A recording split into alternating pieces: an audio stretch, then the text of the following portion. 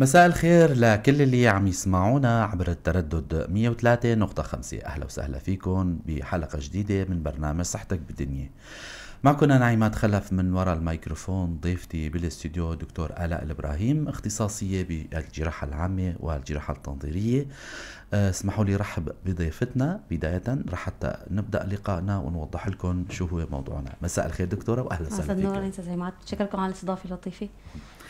مستمعينا، مثل ما ذكرنا دكتورة آلاء أخصائية بالجراحة العامة والتنظيرية. اليوم رح نحكي عن موضوع مهم وشائع كتير، باعتبار أن احنا بالشهر الوردي، وهالشهر هذا أكيد دكتورة رح تشرح لنا ليش يسمى شهر أكتوبر بهالشهر هذا. رح نحكي عن موضوع سرطان الثدي. يا ترى شو هو، شو أسبابه، شو أعراضه.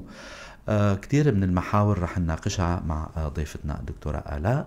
بالبداية رح طبعا أشكر زملائي بالكنترول شيرين ومروان. فيكم تتصلوا معنا بالرقم الأرضي 429 101 أو عبر رسالة عبر كومنت عبر البث المباشر راديو بوير وبوير عربي. رح نجاوب على أسئلتكم، ما تترددوا، ما تخجلوا. طبعا أمر طبيعي فيكم تسألوا. اليوم الفئة اللي نحن مستهدفينها هن فئة السيدات والآنسات. طبعا دكتورة، الشهر الوردي كبداية ومدخل لحلقتنا، ليش سمى هيك؟ هلا هو حدث صار صدف بشهر اكتوبر بسنة 1985. كان هو حدث صار شراكة بين الجمعية الأمريكية وقتها للسرطان بالولايات المتحدة الأمريكية وبين شركة تانية لقسم أدوية طبية، امبريال اندستري، كانت كيميكال اندستري عفوا. هي وقتها صار انه مثل حملة توعية حول سرطان الثدي. طبعا هذا الشيء صار بعد ما تم تشخيص وقتها السيدة الأولى، كانت زوجة رئيس الولايات المتحدة الأمريكية آنذاك، تشخصت وقتها بسرطان ثدي. فتم دعم منها مثل ما بيقولوا، وانطلقت حملة توعية وقتها وتمت أسبوع. بعدها تلاها كمان بالأوائل التسعينات تبعت القرن العشرين 1992 هيك شيء تقريبا. تمام. كان في سيدة أمريكية صدفت إنه هي حفيدي وابني والأخت لسيدات انصابوا بسرطان ثدي. تماما. فصارت تعمل شرائط وردية لون وردي على خوخة شوي مائل للبرتقالي ما بيقولوا. تماما. صنعتها وكتبت عليها بطاقة، صارت توزعها بالآلاف. كتبت على البطاقة إنه الميزانية السنوية للمعهد الوطني للسرطان 1.8 مليار دولار، 5% منها فقط عم تنصرف على الوقاية من السرطان. فإنه بما معناه إنه ساعدونا بارتداء هذا الشريط في إنقاذ أمريكا. تماما. فشوي شوي إنه صارت الحملة تنطلق، صار في دعم لها، توسع. تمام. صارت شوي مثلا شركات، صارت الإعلامات، المجلات، الصحف بدها تحاول تدعم هذا الموضوع. هي رفضت مشان ما يكون موضوع تجاري. بس في مجلة وقتها أصرت، سيلف اسمها المجلة، وقتها أصرت على إنه لا، بدنا أنا أتصدر هذا الشيء، ونزلت بإعداد بسموه العدد السنوي تبعيتها. نزلته تحت إنه حملة التوعية لسرطان الثدي، استهدفت وقتها السيدات تبعيتها، مشان ما يصير في مثل إنه أخذت هي نفس الشريط تبعها، غيرت شوي باللون تبعه، صار اللون الزهري اللي نحن نعرفه هلا. تماما. فبوقتها فيك تقول انه بلشت هذا الشيء، وتعاقبت بعدين الاحداث لحد تقريبا فيك تقول اكتوبر 2006 لهذا صار العمل خارج نطاق امريكا، يعني صار على مستوى عالمي ودولي. تمام، متعمم يعني. وصار في حوادث طبعا قبلها كمان بسنوات قبلها، بس انه تم يعني يطلع برات شوي امريكا شوي شوي شوي لل 2006 اكتوبر. بوقتها فيك تقول انه خلص صار في حدث على مستوى دول العالم انه بهذا الشهر نحن بنصير نعمل توعية. تماما. حلو كتير، شكرا على التوضيح وعلى النقطة المهمة هاي كمان ضمن حلقتنا. دكتورة، خلينا نفوت بموضوعنا وصل موضوعنا سرطان الثدي. يا ترى لنعرف الآنسات والسيدات اللي عم يسمعونا بهالمرض هذا شو هو؟ هلا كلمة سرطان هو عبارة عن مرض بيشمل انه تكاثر، خلينا نقول غير طبيعي للخلايا، تكاثر غير منضبط، ما بيخضع للسيطره الطبيعيه تبعيه الجسم، تكاثر للخلايا. فلما نقول سرطان ثدي، اذا هذا التكاثر بده يصير على حساب الخلايا تبعيه الثدي نفسها. اذا هو تكاثر على حساب خلايا تبعيه الثدي، لكن هذا التكاثر بيكون غير خاضع للانضباط. تمام. فهي الخلايا لما تبلش تنقسم بتعداد عالي جدا، بالبداية بتكون بالأساس هي محافظة على وظيفتها وعلى شكلها، ما في أي إشكالية. لهيك نحن السرطان ما بيبلش مباشرة نقول إنه هو سرطان. تمام. هو عبارة عن مراحل بالأساس. تغييرات ومراحل تشمل. لكن مع التقدم شوي الموضوع أكتر لما بيندرك بدون معالجة، فهي الخلايا بتبلش على تفقد الخاصية تبعتها. على فكرة الالتهابات، يعني مثلا مثل الالتهابات لما بتكون مزمنة شوي شوي الخلايا عم تتغير كمان، عم تنقسم.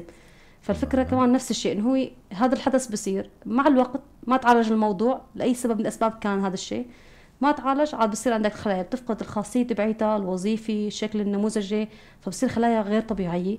هون عاد نحن بنفوت بشيء اسمه سرطان.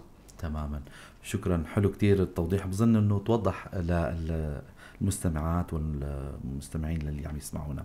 دكتورة، هلا اعراضه، هلا مثل ما ذكرتي انه قد يبدأ السرطان بشكل صامت، بيوصل لمراحل السيدة أو الآنسة ما بتحس بهالكتلة، هالكثافة، هالمرض هذا، إلا بمراحل معينة ربما تكون متقدمة. يا ترى إذا شرحنا للآنسات وللسيدات اللي عم يسمعونا أعراض وشكل العرض كيف بيكون؟ تمام. هلا الاعراض بصراحه هي اعراض فيك نقول متفاوته، اعراض كثيره. يعني مو بالضروره لما بدي انا انه عندي سرطان ثدي معناها انا رح اجي يطلع عندي كتله بالثدي. تمام، مو بالضروره ابدا. احيانا ممكن يكون بدايه السرطان هو مجرد ملاحظه فارق بين الثديين. تمام، مثلا انه هذا الثدي حجمه كبر اكثر من هذا الثدي، وهذا الموضوع طبعا ما كان وارد قبل، لانه بشكل طبيعي هلا هو بشكل طبيعي نسبه منيحه من السيدات فينا نقول الصبايا بيكون عندهم بفتره من المراهقه لما بعد انه احد الثديين بيكون اكبر. لكن اذا لاحظت انه صار في فرق واضح ما كان موجود، احيانا بيكون على شكل مثلا انه الحلمه بالجهتين ما عاد في تناظر، كان في تناظر سابق هلا ما عاد في تناظر. الحلمه راحت شوي على اليمين شوي على اليسار، او مثلا فاتت لجوا بنسميه احنا غؤور حلمي او انكماش الحلمي. حتى احيانا ممكن بس ذهابها لاحدى الاتجاهات. مثلا احيانا بروز الحلمي. هلا البروز الزائد بدك تشوف انت شو الوضع. بروز الحلمي مع الهالي مع منظر بيعطي مثل قشر برتقال، هذا اكيد علامه من علامات السرطان، بس هذا طبعا متاخره جدا يعني. صح. هذا ما راح يصير لحاله اذا ما كنت في شيء بالثدي نفسه. ممكن يكون على شكل اكزيما بالثدي، هي احد الاشكال بنسميها النادره من السرطان. الاعراض الاكثر شيوعا خلينا نقول اللي نحن بنكتشف فيها عاده هي الكتل بصراحه، انه في كتله بالثدي، واحيانا ممكن يكون على شكل نز من حلمه الثدي. ايوه، نز، بس طبعا مو كل نز من حلمه الثدي هو سرطان، اكيد لا. تماما، لانه ممكن ما يكون في شيء ابدا بالثدي، لكن انا في عندي نز من حلمي، فانا هون بدي اشوف شو هو النز بالاساس. هذا السائل اللي عم يطلع، كلمه نز يعني السائل بيطلع من الحلمي، فهذا السائل عم يطلع من الحلمي بدي اشوف انا هل هو نز لونه ابيض ابيض رائق شفاف، هذا نز حليبي، هذا طبيعي. ممكن يكون حتى احيانا عند سيدات غير متزوجات غير مرضعات بيكون بسياق دالفه كيسه، ما دخل انه حتى لو هو لون ابيض حليبي، لكن هذا بسياق دالفه كيسه ما له علاقه بالحليب اللي نحن بنعرفه. ممكن اللون الاخضر ايضا يعتبر طبيعي، لكن اللي بيخوفني هو اللون الاحمر واللون المصلي اللي بيجي هيك على زهر. هدول اللونين لما نحن بنشوفهم لا نحن لازم نوقف عندهم. هلا مو بالضروره ابدا انه يعني السرطان، لانه في حالات بنسميها ورم حليمي ضمن الاقنيه. تمام، هو بيكون سليم بالبدايه، نحن عم نحكي هيك عم نقول انه بيكون نز دموي، لكن هو بيكون ورم سليم بالاول. اذا ترك بدون ما يتعالج بالاخير بده يعمل مشكله، طبعا رح يعمل بده يتطور يعني ما رح لهيك النز الدموي بيستدعي اني انا لا استقصي الموضوع. نعم دكتور، هلا اللي عم تراجعكم على العيادات الجراحه، الآنسات أو السيدات، كيف بيراجعوكم؟ يعني هن بيشكوا من كثافة جسم صلب مثلا، أو حرارة موضعية بمنطقة ما، لو تشرحي لنا انه سبب لجوء المريضة لعندكم. هلا هو يا اما تكون محولة او بتجي لعندكم مباشرة. بس اغلب سبب بيخلي السيدة تروح على عيادة وتفحص موضوع الثدي هو الألم بصراحة. ألم الثديين، انذار. ايوه، ما في وحده بيصير في عندها ألم بالثديين الا بتغرب بتخاف من السرطان بتجي لعندك ترقيد. مع انه ألم الثديين 70% واكثر كمان منه هو ألم وظيفي، يعني ابدا ما له علاقه بالسرطان. على فكره اغلب الكتل السرطانيه ما بتكون مؤلمه، بس طبعا غياب الالم مو معناه انه خلص حكما سرطان، لانه في حالات ما بيكون في الم بس ما بتكون سرطانيه، والعكس صحيح. لكن اغلب الشكايات اللي بيجوا فيها السيدات بصراحه هي الالم. اما كشكايات نحن بنتوصل بعدين فيها انه تطلع ورميه هي الكتل عم تكون، بس طبعا نحن مو كل كتله هي كتله سرطانيه. هلا نحن هون بدنا نشوف الوضع. يعني سيدة اجت في عندها مثلا ألم بالثدي، ألم بالثدي بدي أعمل أنا قصة سريرية، بدي أخذ تفاصيل كاملة عن هاي السيدة، عمرها، أول بلوغ، أول زواج، أول إنجاب، سيد خواتها مثلا، والدتها كذا. هاي تفاصيل كلها لابد منها. القصة المرضية ضرورية جدا. القصة المرضية كتير ضرورية، إرضاع مع إرضاع، حتى النظام الغذائي خلينا نقول تبعيتها كمان بسأل عنه بصراحة. تعاطي أي أدوية، أي حبوب مثلا من ضمن الحبوب الهرمونية كمان كتير مهم. والسؤال أيضا عن الدورة كمان كتير مهم، وعن تبعياتها كتير مهم.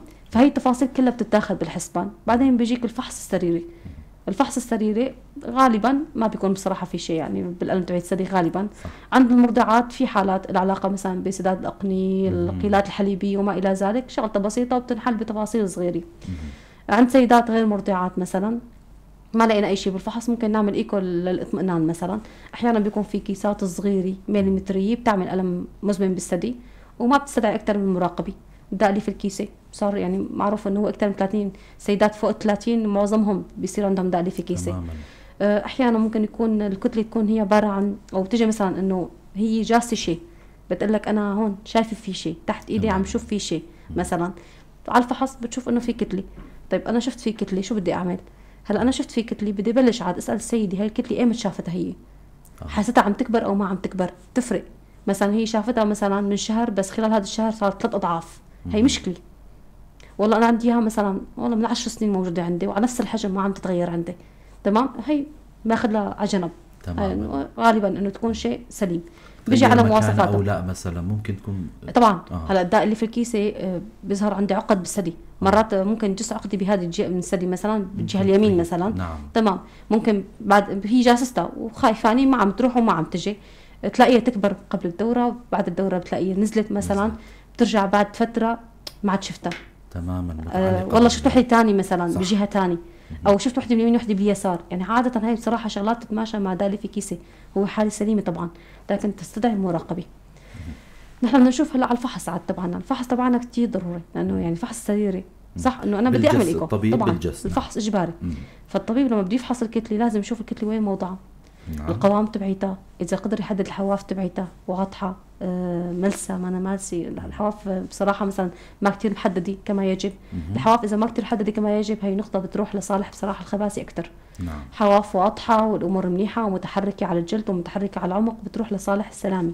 في درجه من التثبت على الجلد، تثبت على العمق، لا بتروح باتجاه الخباثي. صح. تمام. التطور السريع بيروح باتجاه الخباثي. صح. تمام. العمر بيخليني اوقف كمان ايضا، يوجهني أيضاً. سيدي مثلا في قصه عائليه، اما اختها كمان لكن بيلعب دور كثير كبير. تمام. انا بخليني كله اتوجه للخباثي. وفي شغلات بتخليني اتوجه للسلامه، بناء عليها بيجي بعدين بالدرجه اجراء تصوير سواء ايكو او ماما، وبناء عليه موضوع التشخيص والاجراءات هاي اكيد رح احد محاورنا. لكن اذا تطرقنا عن موضوع الاسباب دكتوره، العوامل المسببه من ضمن حديثك من شوي انه عن القصه المرضيه هي الام الاخت الكذا. تمام. الاسباب لو نتطرق لها تمام، هي الاسباب اللي نحن بناخذها اصلا بالقصه المرضيه. تمام. هي نفس الاسباب. ما في سبب مطلق يقول لك انه هذا مثلا بيعمل سرطان ثدي. هو عباره عن مجموعه عوامل، مجموعه اسباب مع بعضها، بيلتقى سبب 2 3 منهم مع بعضهم البعض، تمام، بسبب حدوث السرطان. هلا الوراثه بتلعب دور.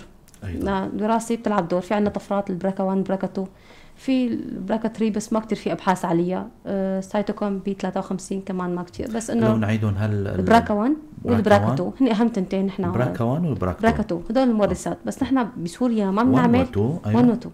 نحن ما بنعمل دراسات بصراحه متطوره، ما بنعمل مثلا دراسات جينيه وكذا. غلاء الموضوع ما له متوفر بكل الاماكن خلينا نقول مثلا. صح. فنحن لهيك بنعتمد على القصه، على القصه العائليه. مثلا وجود الام، انه امك عايشه مثلا، قديش عمر الوالده مثلا الله يخليها. يعني. طبعا مثلا امها والله عايشه عمرها 50 سنه وصار معها سرطان بعمر 40 مثلا. تمام. اصابه الام كمان بالعمر كمان بتهمني. يعني امها انصابت بعمر فوق 60 يعني بحطها قصه عائليه، لكن يعني بوقف شوي عندها بالهامش يعني. تمام. اما اصابه الام مثلا بعمر صغير خلص يعني هذا بوجهنا لقصه عائليه كثير. نعم. شايف انا لحالي بصير بتوجه للموضوع الجيني اكثر. يعني. نعم. اصابه ام مثلا بتخلي احتمال هي السيده يكون عندها سرطان 4 اضعاف من السيدات الثانيه. يعني احنا من كل 8 سيدات انا في عندي سيده رح تنصاب بسرطان ثدي خلال مراحل عمرها. نعم. 10 و12% من السرطانات من السيدات خلينا نقول رح يصير عندهم سرطان ثدي. في عندها ام مصابه خاصه عمر صغير، هاي احتمال اصابتها 4 اضعاف. عندها ام وعندها اخت صارت من اضعاف. تمام. فالعامل الوراثي بيلعب دور كثير كبير. بيأكد يعني كثير بوجه كثير.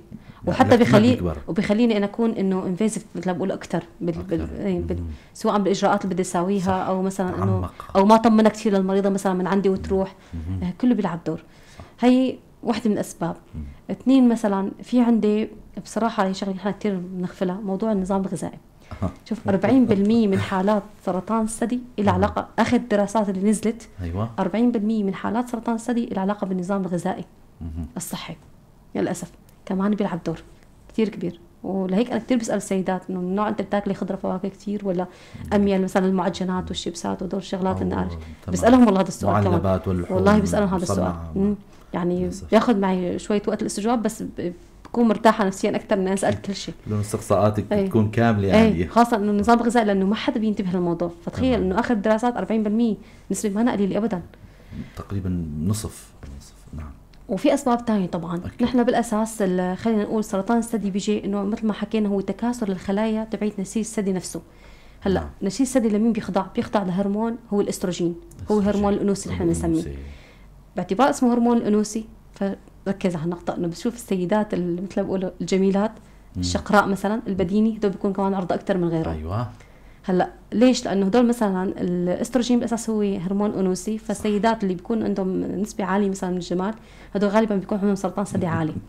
عندك مثلا البلوغ المبكر ايضا السيده اللي بتبلغ قبل عمر 12 اذا هي بفتره حياتها تعرضت لهرمون استروجين خلال المراحل اكثر مثلا من اللي بلغت بعد ال 14. نعم. عندك مثلا سن الظهر المتاخر، وحده صار عندها سن ظهر بعد ال 50 صح، فتره العمر اللي تعرضت لها لهرمون الاستروجين صارت اكثر من اللي مثلا قبل 50 خلصت، هي عرضة أكثر تمام. فرصة يعني كل ما تعرضت، كل ما كان عندها نسيج ثدي عم يتعرض للاستروجين لفترة أطول كل ما كانت هي إصابتها بسرطان أعلى.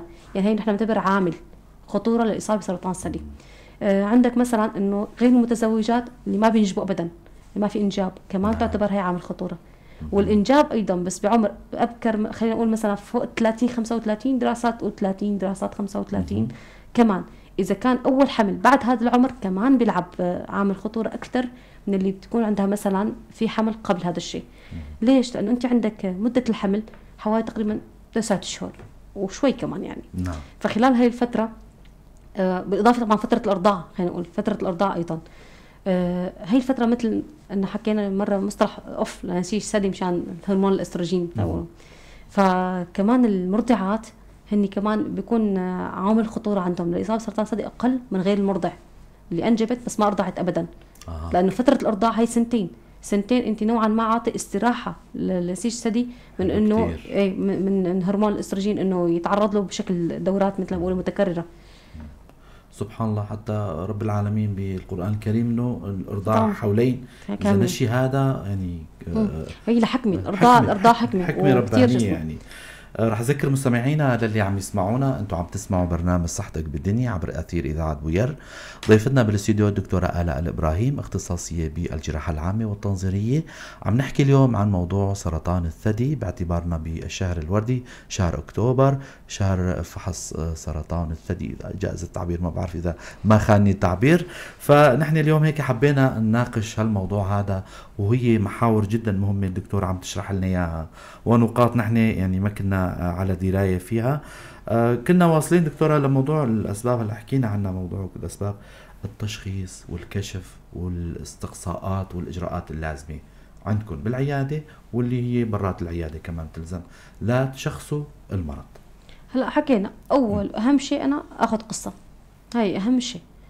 2 بعدين من التوجه تبعت القصة بتبلش أنت عاد بدك تطلب استقصاءات. نعم. الاستقصاءات اللي نحن بنعملها عادة هني الإيكو الثديين، عندي الماما تبع الثديين، وعندنا مرنان ثديين طبعا بحالات مو بكل الحالات. اسمه ماموغراف، ما هيك؟ ماموغراف نعم. ماموغراف. والمرنان رنين مغناطيسي بس الثديين. تمام. هي كإجراءات خلينا نقول شعاعية بنعملها نحن مشان إنه نشخص أو نشوف أول يعني مثل ما بقول إذا في شيء أو لا يعني. طبعا. إذا كان الفحص بالأساس أنا شايفي إنه في كتلة بدي أشوف شو مواصفاتها على الأشعة، شفت مواصفاتها السريرية من عندي، أخذت تفاصيل من المريضة بدي أشوفها على الأشعة شو وضع هاي الكتلة. أو إذا ما كنت شايفة كتلة بالأساس بس أنا متوجهة يعني العوامل تبعت المريضة يعني. عوامل المريضة خلينا نقول مثلا مو كتير مريحتني مثلا، فنحن بنعمل فحص لأنه بالأساس سرطان الثدي ونحن نحكي عن موضوع الكشف المبكر. نعم. تقريبا تضاعف الورم أحيانا ممكن ياخذ معك 8 سنين ليصير بقطر 1 سنتي، ممكن ياخذ معك، فهي مدة طويلة. فأنا في شكاوي بدي أرقد وراها بدي أعمل فحوصات. هلا بس النقاط المهمة بالإيكو والماموغرافي والمرنان هي إنه إيكو الثديين بينعمل للسيدات اللي بأعمار صغيرة أقل من 40 وممكن نحن نعمله فوق 40 تمام، لكن الفائدة العظمى باخدها تحت 40. الماموغرام ما بينعمل لسيدات تحت 40 إلا قليل جدا. يعني أنا بكون فاحصة الثديين تبعت المريضة وشايفة إنه أصلاً نسيج الثدي عندها متراجع ما عاد غدة كما يجب. لأنه نسيج الثدي قبل 40 بيكون نسيج غدة كثيف. فعلى المامو بيعطي تشويش، فالمامو ما بيكون ابدا يعني بصراحه بيكون هو اجراء مزعج للمريضه اكثر ما يكون مفيد. يعني ما حيعطيني نتيجه وانا عذبت المريضه وعرضتها للاشعه لو انها هي اجراءات منخفضه من الاشعه، ويعني في ازعاج وماني مضطر له بالنهايه ازعاج. اذا شفت شيء على الايكو ولسه انا في عندي شك وفي شيء ما قدراني مثلا اجزمه، بلجأ للمرنان. هذا جازم، ايكو مرنان خاصين. فوق ال40 لا، ببلش يتراجع عند نسيج الغده تبعت الثدي، فالمامو بصير مهم. تراجع نسيج الغده، صار اغلب نسيج شحمه يعني لكن بيعطي وضاحه، بصير واضح. في حالات من السيدات بيكون عمرها 40 ولسه نسيج الثدي عندهم غده، قلت لك الفحص كثير بوجهنا لقوام الثدي تبع السيده. فبعد ال40 غالبا بيكون تراجع، فالمامو بصير واضح. يعني نادرا ما الجا للمرنان الا اذا شفت شيء على المامو على الايكو وضليت انه انا شاكي في شيء لسه ما كثير ارتحت له، يا ترى اروح اخذ منه خزعه، اروح اعمل له عمليه ولا ما اقرب عليه، اتركه مراقبه، يا ترى شو الخط الاخير انه ممكن اعمل المرنان. تماما، حلو كتير. دكتوره، هلا من شوي حكيتي عن موضوع اهميه الكشف المبكر، يا ترى لاي درجه يعني مهم انه قد ما بكرنا بالكشف عن الكثافه، عن هالحاله، عن اذا شو ما سمينا بدنا نسميه مثلا الكشف المبكر اهميته مهم لدرجه انه انت بصير عندك نسبه شفاء فوق 90%. فوق 90%، 90 وفي دراسات لك 95 اذا كان في كشف مبكر كما يجب. هي نسبه شفاء نحن عم نحكي انه كشفت انت بكير، تتعالج صح، تمشي صح، يطيب شفاء خاص. تخيل نسبه الوفيات انخفضت 30% لما بلشت بالحملات الكشف المبكر عن سرطان الثدي تنطلق، وفي سيدات عم يراجعوا. فالدراسات سجلت تراجع بنسبه الوفيات باخر فتره بمقدار تقريبا 30%. يعني ثلث السيدات صار يمشي حالهم. عم نحكي عن نسبه وفيات. طبعا هي يعني انه هي كاحصائيات عالميه، بس نحكي ككسبه شفاء. يعني كل ما بكرت انا بالكشف انا احتمال انه يصير في عندي شفاء هو 90%. نسبه كثير عاليه. نحن سابقا من قبل كثير ما كنا نحكي انه هذا تشفى. يعني انا شخص عندي سرطان غالبا بيجوا بمراحل متقدمه بصراحه للاسف فانت ببلش بتعالج المريض على انه خلاص انصاب بورم، وانا عم حاول قدر الامكان اعالجه يعني ما تبقى من حياته مثل ما بيقولوا. نسبه البقيه بنسميها كنا انه يلا 3 سنين 4 سنين 5 سنين، بعدين بتلاقي الامور كل ما عم تتدهور اكثر واكثر، لانه كل ما كان متاخر قلت لك المعالجه بحد ذاتها ما راح تكون كما يجب. يعني ممكن المريضه يعني تكون خاصة نحن نشوف بصراحة بالستيج 4. للأسف عندي هيك صبي كتير والله بعزها وبحبها، وكمان كشف عندها طبعا كانت مرحلة رابعة هي. أيوة هيك الله يكتب لها الشفاء يعني. آمين يا رب. أي والله. فيعني هذا يعني عم تعالج، عم تتحسن الأمور، بس فهمت علي لسه تمام. مو مثل ما بكون أنا مكتشفي بكير وموقف الأمور من بكير. طبعا أكيد. دكتورة، هلا موضوع الكشف الذاتي ما بعرف اذا نخليه لضمن التوصيات ولا ننتقل على موضوع الكشف الفحص الذاتي. لو يعني عبر الاف ام نوضح للي عم يسمعونا، وايضا عبر البث المباشر اللي عم يشاهدونا كمان، هي فحص ذاتي هو لاي درجه كمان مهم. اكيد في حملات كثيره توعيه كثير مشكورين في جهات معينه، في منظمات، في عم يعني يبحثوا عن الموضوع هذا. لكن خلي اخر شيء ضمن توصيات. هلا موضوع العلاج، باعتبار كنا قريبين موضوع العلاج كيف بيكون دكتوره؟ ايمت بيكون مثلا المريضه ما بتلجأ لشيء، المريضة بتلجأ لأخذ خزعة، وهالموضوع هذا كمان جدا مهم، انه خلينا نحكي عن موضوع الخوف من أخذ الخزعة، انه والله مجرد أخذت المريضة أو الطبيب خزعة من المريضة والمرض بينتشر، وفي مفاهيم خاطئة كتير. يعني ضمن محور العلاج حابب توضحي كتير شغلات مهمة، يا ريت. تمام. هلا قبل ما نفوت بالعلاج لسه في انه من ضمن التشخيص المرحله اللي بدنا ننتقل ما بين التشخيص وبين العلاج. تمام. في مرحله هي موضوع الخزع. تمام. يعني انت ما فيك انت تشخيصك بالاستقصاءات وكذا وكذا، انا حطيت تشخيص انه والله عندي اما كتله سليمه او كتله مشتبهه. تمام. كتله سليمه كتله مشتبهه، بس ما في شيء بالعيان يعني. تمام. العين يعني هلا كتله سليمه مثبته خاصين انه كل الاستقصاءات بتقول انه هي الكتله سليمه اوكي مثلا، وطالما انت مانك شاكك ابدا ابدا ابدا بيتم خيار ساعتها اما تنترك للمراقبه او انه مثلا السيده اذا هي متوسوسه منها ممكن تشيلها جراحه بسيطه. خراجات مثلا، خراج الثدي حكما بدك جراحه تفجير. خراجات الثدي طبعا طالما صار خراج صريح. هلا في التهابات الثدي لما تتعالج من بدايتها صح غالبا ما بتوصل لمرحله الخراج. ايوه. لكن تنترك شوي تتداخل عليها بنص الطريق غالبا بدها تعمل خراج. تمام. طبعا مو كل كتله بالثدي هي اصلا ورم، يعني هي كمان شيء ثاني، يعني نحن كتل الثدي نفسها قد تكون كيسي. الكيسي بتعطيك على الفحص كتلي، الايكو بيبين لك ان هي كيسي. والكيسي هذا علاجها يعني باب لحاله. نعم. كيسي بده يشوف الكيسي قديش حجمها. نعم. كيسي تحت الواحد سم محتواها رائق بتركها مراقبه. كيسي فيها حجب لا بستأصلها بحللها. نعم. كيسي حجمه فوق 2 سم محتواها رائق وكذا ممكن اعمل لها بذل للسائل. نعم. طلع السائل صافي معي ما في اي مشكله، يعني ما في دم ما في كذا، نقطه نقطتين دم اثناء فوت الابره مو مشكله يعني. نعم. ممكن ابذلها مره ثانيه، رجعت يعني اول مره شلتها رجعت انتكست ببذلها مره ثانيه. نعم. بدها ترجع تعبي خلال فتره قصيره بشيلها. نعم. هاي الكيسات عم نحكي. الكيسات الصغيره المليمتريه بسياق دائري في كيسه تنترك مراقبه. العقد اللي فيه صغير بسياق دائري في كيسه طالما مواصفات الشعاعيه سليمه، طالما احجامها صغيره تحت 2 سم ايضا تنترك مراقبه. تمام.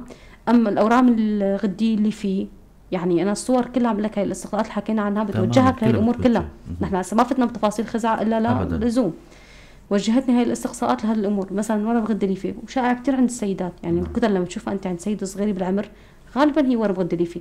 اكيد. غالبا. نعم. بس مع انه هلا بصراحه صار عم نشوف سرطانات كثير عندهم يعني. أكيد. بس هو كان بصراحه كان غالب ورم غده ليفي. تماما. فالورم غده ليفي كمان مثل ما نقول بحث لحاله. تماما. تحت 3 سم انا بتركه مراقبه اذا السيده متفهمه. مراقبه لكبر الحجم. كل 6 شهور بنعمل ايكو وبنشوف الحجم تبعيته. نعم. في ثبات بالحجم ما في مشكله، ما في اي تغيير عليه. لا في كبر ضعف مثلا الحجم تبعيته ما بينترك. حجم الورم الغده الليفي اكثر من 3 سم لا ما ينترك ينشال. حتى لو كنت انا شايفته سليم لكن اكثر من 3 سم بينشال. لانه بصراحه في حاله بتداخل معها نحن بنسميها الساركوما العفليه الورقيه، يعني هذا شيء ثاني بس انه هي آخر يعني هو انه بس انه فوق 3 سم لا تنشال وبتتحلل. هي كورم غده ليفي. شفت انا هذول الكتل نحن عم نحكي عن كتل سليمه، عقد نعم. ليفي كيسات، اذا كانت خراج ما بتخبي حالها، القصه بتكون واضحه يعني. في الم، في احمرار، في حراره موضعيه. في عندك حاله التهابيه عند السيده. مع انه كمان احدى حالات سرطان الثدي ممكن تتظاهر على شكل التهاب. ممكن. سرطان الثدي الالتهابي ممكن. نعم. بس كمان هذا بيكون في توجه جدا من القصه. صح. يعني في التهاب ثدي انت عندك عم تعالج المريضه خلال اسبوع والامور تمام، يعني انه مفترض انه انت تلاقي استجابه، عرفان حالك شو عم تشتغل. صح. ما لقيت الامور عم تتطور، في تقدم، في توجه مثل ما بقولوا القصه اللي انت اخذتها وكذا، ساعتها ممكن تاخذ خزع لانه ممكن يكون لما ما بصير انه شفاء من الحاله الالتهابيه كما يجب عم نحكي نحن. تماما. اكيد. اما اذا كانت الكتله مشتبهه هون عاد بنجي على موضوع الخزع. اذا الكتله بناء على الصور والفحص كان في اشتباه، طالما في اشتباه نحن في عندنا شيء على الاشعه بسموه البيريت، شيء علاقه بالاشعه يعني. عند رقم معين 3 هو بين وبين انك تراقب او تاخذ خزعه، 4 5 مثلا هي اجباري تاخذ خزعه. شايف ليك عم لك انه الصور الشعاعيه بتساعد. تماما. نحن اجينا بدنا ناخذ خزعه. هلا كثيرين بيجوا على وكثيرين جايين على العياده كمان انه كتله كذا في اشتباه على الفحص، الايكو والله في اشتباه. طيب شوف الصبيه انه عمرها صغير. نعم. بنقول لها بدنا ناخذ لك انه عينه خزعه. الخزعه هي اما اف ان اي او تروكات او خزعه جراحيه. هدول هن خزعات. اف ان اي. اف ان اي. تروكات. خزعه جراحيه. اف ان اي برايي للكب. للكب. صارت بالي يعني. والله يعني اجراء قديم يعني. حرام يعني، حتى يعني بصراحه لسه هلا في عالم بتحاول فيها بيعملوا اف ان اي وموجه بالايكو ويلا فلان بيعمل اف ان اي وما بعرف شو. يعني بلا مؤاخذه التروكات عم تاخذ عينه اكبر من الاف ان اي، والمشرح المرضي بالاخير بيقول لك العينه لا تكفي. لا تكفي. تصور يعني بدك العينه لا تكفي. اتصل للمخبري. فانت عم تجي على الاف ان اي يعني خلص ما بتعطيك نسيج، هي بتاخذ خلايا. لا الاف ان اي ولا التروكات ابدا ما في اي عذاب بالمره، بالعكس اجراء بسيط وامن وسليم وبينعمل بالعياده. تخدير موضعي والسيده متسطحه ولا بتحس بشيء، يعني هي مثل شكه الدبوس بنقول نحن. تماما. فالتروكات بياخذ لك جزء من النسيج تبعت الثدي. فبياخذ نسيج بنعمل عليه دراسه ورميه. بتشخص يعني من خلالها بتشخص عندك كتله، اذا فيها خباثه بتشخص عندك نوع الورم، وبنعمل عليه حتى المستقبلات نحن بنسميها مستقبلات هرمونيه عشان تحدد لك المعالجات اللي بنفوت فيها لبعدين. تمام. الخزعه الجراحيه هي اخر خط اذا ما مشي حال مع التروكات. للاسف في ناس بتلجا للخزعات الاستئصاليه، يعني انك انت تشيل الكتله كلها وتحللها وتخلصني. للاسف الكل عم يحبذها خاصه بالمنطقه عنا كله، يعني انت في عندك كتله بس تقول للمريضه بدي اخذ منها عينه عم تخاف. نفس فكرتك انه انا اخذت خزعه معك بدي ينتشر من رشوه، لا بالعكس في هون خطأ كتير كبير، وهون بيجي دور لانه هو عباره عن بروتوكول دكتوره كأنه. تمام. يعني هلا في فرق، انا مثلا لما يكون عندي كتله مشتبهه عند سيدي، انا اخذت منها خزعه تروكات مثلا جزء صغير، شخصت شو نوع الورم وبناء عليه بلشت المعالجه. الدراسات الجديده اللي حكينا انه صار في عندي نسبه شفاء فوق 90% من سرطان الثدي، هذا الحكي لما بيكون في علاج صحيح، صح. كشف مبكر وعلاج صحيح. علاج صحيح شو هو؟ طب انا بدي هي المريضه في عندها ورم، بدها معالجه غالبا بعد الورم. في علاج جراحي، في علاج كيماوي، علاج شعاعي، علاج هرموني. انا لما اخذت الخزعه حددت خطواتي، مزبوط، كيف بدي امشي. مثلا العلاج الكيماوي لما انا بشيل الكتله كلها على الاخير، انا صرت مجبره اني اشيل الثدي كله، جبرتها. اما سيد صغيري لما انا باخذ عينه بشوف الورم، في امكانيه اني انا ما استصل الثدي كامل، اعمل شيء بنسميه استئصال ثدي محافظ. بالاضافه انه تاخذ جرعات ما قبل الجراحه. أيوة. هي بتلعب دور شو هي؟ اني انا بحدد المكان تبع الكتله. انا مثلا كتلي بهالمنطقه، بعد ما تشخصت انه هي ورم حددت المكان تبعيتها. احيانا بحطوا استابرات صغيره كذا كليبسات. حددنا السرير بنسميه تبعيت الورم، بتبعت بتاخذ نيو ادجيفنت من الله، معالجه كيماويه قبل الجراحه. البروتوكول هن 4 خلالها انت بتشوف استجابه الورم على معالجتك. نعم. يعني شفت الكتله كانت مثلا، هذا الحكي طبعا بينعمل على الكتلات المشتبهه اللي فوق 2 سم، اللي تشخصت انه ورميه فوق 2 سم، او اذا في اصابات بالعقد الابطيه، لانه هذا في نقائل. بدك تعطيه كيماوي، بدك تعطيه كيماوي. نعم. فانا اذا اعطيت قبل انا عرفت استجابته على المعالجه الكيماويه، وبالتالي انا بعد العمليه اذا في حال حتى شلت الثدي كله، بدل ما اقعد اجرب هذا الخط الكيماوي استجابت، والله انتكس ورم بكير بعد كم شهر. طب ليش انتكس؟ بغير البروتوكول، بعطيه بنتقل للخط الثاني. البدايه كلها خطا يعني انا عم غير بروتوكول، ما يعني ما عرفان شو البروتوكول الانسب، ويا ما صارت. اما انا من قبل نشتغل شفت استجابه. تخيل كتله مثلا كانت شي 5 سم والله صارت 2 سم، عم تستجيب على هذا البروتوكول. خلص بعمل هيك ماشي. بعمل جراحه محافظه، في امكانيه جراحه محافظه، بعدها بتعمل اشعه، لاني انا حافظت على الثدي كامل وحافظت، ما بتستغنى عنه كامل. نعم. في خيارات كثير على فكره بالجراحيه، باب كامل. بعد ما بتخلص بتكمل الاربعه تبعيت البقياني والامور تمام. ليش عم نقول انه في شفاء بالعلاج الصحيح؟ نعم. اما انا بدي اخذ خزعه استئصاليه، بالعكس هي اللي بتخليك انه يعني احنا فكرتنا انه والله الخزعه بتنشر، لا برايي انا شيت الكتله هي اللي بتنشر الورم. هي الغلط. هي الغلط، لان انت بتصير مجبر انك تستأصل الثدي كله. وما بيعود في عندك امكانيه انك انت تظبط البروتوكولات العلاج تبعيتك. وكيف بدي امشي انا بعدين؟ رح تمشي انت، ما لك، بس مثل اللي شوي مثل ما بيقولوا نوس الضوء، سبقت يعني، او نبس الضوء بدك تعمل باوس لشغلات، وصار عندك يعني الاعدادات عنده تخبط طبعا، خاصه الصبايا الصغار. يعني مثلا ممكن سيد الكبير بتقول لك يلا مو مشكله انا بدي اشيله شيله الثدي معلش. طيب تحت القبض حتى مثلا تجري مرات يعني بقول لك ما بدهم مثلا، بس انه والله السيدات الصغار حرام. في امكانيه لعلاج محافظ، في كثير خيارات. في استئصال ثدي ربعي، في استئصال ثدي مثلا مع المحافظه على الجلد والحلمي والهالي. بس بيتم تفريغ غده الثدي، بتحافظ على الجلد، بتحافظ على كل شيء برا طبعا باستقباباته، وبينحط بروتيز بمكانه. مرات بينحط بروتيز بنفس العمليه اللي بيتفرغ فيها الثدي. ايوه، لكن بينحط بروتيز بنفس العمليه. فبتطلع البروتيز هي عباره عن سيليكون، ماده سيليكون، تعويض حجم، تمام، يعني حجم للثدي، بصير تناظر ومن برا طبيعي، لانه انت حافظ على الجلد والحلمي والهالي.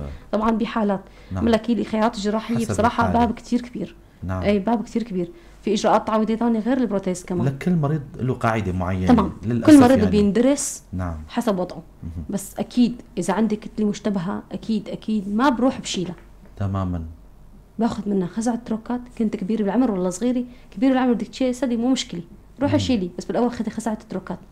على الاقل تاخذي الجرعات مثلا 4 تشوفي استجابتك قبل ما تشيل الثدي، بعدين تبلشي بدوامه انه انا بدي اخذ بعدها 8 جرعات وبشوف مثلا برجع بعمل تقييم بعدين. في حالات بساوي تقييم بعدين ما رجع الورم، عم تتابع.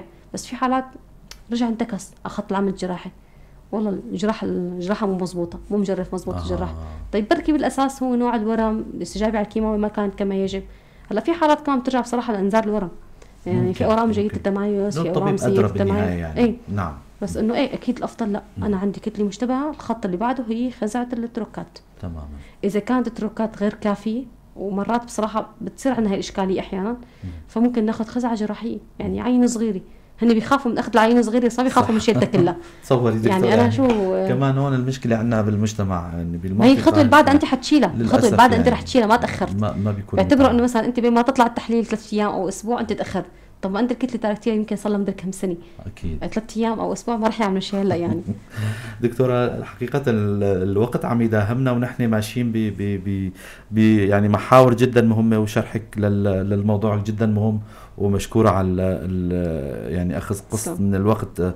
ونحن يعني اضطرينا نوصل لموضوع التوصيات والفحص الذاتي إذا للمستمعات الآنسات والسيدات لنختم حلقتنا. للأسف كنا حابين يكون وقت أكثر من هيك، لكن الوقت داهمنا. فدكتورة، من عبر منبر بوير، ولا اللي عم يسمعونا عبر البث المباشر، ولا اللي عم يشوفونا عبر البث المباشر والاف ام، الآنسات والسيدات شو بتوصيهم، سواء كانوا بعمر صغير أو بعمر كبير، وسواء كانوا الأصحاء ولا اللي عندهم حالات بشك؟ هلا نحن أهم شغلة إنه ما حدا يهمل أي شكوى صغيرة بالثدي. نعم. يعني أي شكوى حتى لو كانت صغيرة ما في مشكلة، يعني مراجعة الطبيب ما في أسهل منها. يعني التخوف من السرطان ما ابدا ما بيخلي الواحد انه مو كل الم فيه سرطان. يعني هلا الالم اكيد 70% من الام الثدي ما لها علاقه ابدا بالسرطان، بس حتى لو الوحده منهم جست انه في كتله بالثدي، جارتي والله قالت لي انه هاي اكيد تحلي بكره بتروح هذا مو حكي. يعني خلص انت اي شكوى صار عندك بالثدي، شفت شيء، جسيت شيء ما عجبك، سائل عم يطلع كذا، خلص انا براجع الطبيب. يعني هي عباره عن فحص، وممكن اتكلف مثلا بصوره، بس انا بحمي حالي من اني اوصل لمرحله ما انا لازمه. نعم. الفحص الذاتي مهم. نعم. ما بقول لك ما مهم، هو مهم. وطبعا طريقه الفحص الذاتي معروف، نقسم الثدي 4 أقسام. يعني مجرد تحط على الجوجل او غيره صار شرح واضح جدا. نعم. 4 بس اهم ملاحظه هي اثناء الفحص الذاتي السيده اول شيء لازم تعمل فحص امام المرايه لحالها لحجم الثديين، المنظر تبعيتهم، وهي حاطه ايديها على الخاصرتين وهي رافعه ايديها لفوق. نعم. لانه بيخلي العضله تتوتر، فالثدي بيصير بارز اكثر. نعم. وبالاضافه لانه بس خلصت تعمل فحص، فهي لازم تفحص الثدي اليمين بايدها اليسار والثدي اليسار بايد اليمين، وبراحه الاصابع، مو مسك. يعني اذا بدك تمسك انت الثدي هيك كله راح يطلع معها كتل. الفحص بيكون ضغط وبراحه الاصابع، براحه الاصابع بهالشكل، كل ربع لحاله. نعم. وبعد ما تخلص الارباع بالنهايه منطقه الحلمي. نعم. ومنطقه الهالي. نعم. مع ضغط خفيف على قاعده الهالي لنشوف اذا في سائل بيطلع. بس الفحص الذاتي يعني ما بيغفر للسيدة انه ما تراجع الطبيب اذا عندها شكوى. اكيد. لانه بصراحه بيعتمد كمان على وعي السيدة، ثقافتها. نعم. يعني فهمت يعني اكيد السيدات مثلا الواعيات والمثقفات يعني فحص النقل الثدي رح يكون افضل مثلا ابدا ما بتشوف على الموضوع او ما عارفين شو او كذا. فهي شوي مزعجه شوي. اكيد. شكرا لكم دكتورة على هالمعلومات القيمة والحضور الجميل. دكتورة آلاء الإبراهيم كانت ضيفتنا ببرنامج صحتك بالدنيا، إخصائية بالجراحة العامة والتنظيرية. شكرا لكم دكتورة. شكرا لحسن متابعتكم واستماعكم مستمعينا ومشاهدينا للي كانوا عم يسمعونا وانضموا لنا من مؤخرا. على أمل نلقاكم الأسبوع القادم ضيف جديد وحلقة جديدة. تضلوا بخير وسلامة.